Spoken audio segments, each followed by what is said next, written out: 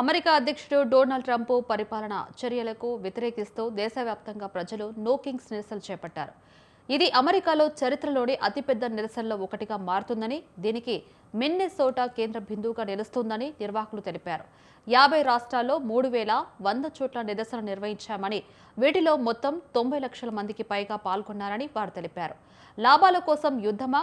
మా సైనికులు అమ్మకానికి లేరు. అన్యాయం చట్టమైనప్పుడు ప్రతిఘటనే కర్తవ్యమవుతుంది అంటూ నినాదాలు చేశారు. ఈ నిరసనలు వైట్ హౌస్ కొట్టి పారేసింది. ఇవి ప్రజల మద్దతు లేని వామపక్షాల ఆధ్వర్యంలో జరిగాయని పేర్కొంది.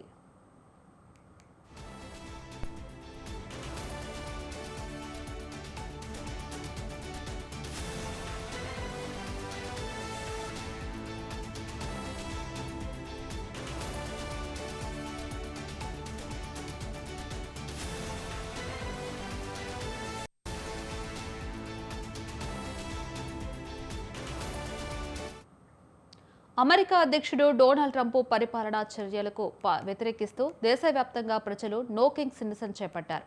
ఇది అమెరికాలో చరిత్రలోని అతిపెద్ద నిరసనల్లో ఒకటిగా మారుతుందని, దీనికి మిన్నెసోటా కేంద్ర బిందువుగా నిలుస్తుందని నిర్వాహకులు తెలిపారు. 50 రాష్ట్రాల్లో 3,100 చోట్ల నిరసనలు నిర్వహించామని, వీటిలో మొత్తం 90 లక్షల మందికి పైగా పాల్గొన్నారని వారు తెలిపారు. లాభాల కోసం యుద్ధమా? మా సైనికులు అమ్మకానికి లేరు. అన్యాయం చట్టమైనప్పుడు ప్రతిఘటనే కర్తవ్యమవుతుంది అంటూ నినాదాలు చేశారు. ఈ నిరసనలు వైట్ హౌస్ కొట్టిపారేసింది.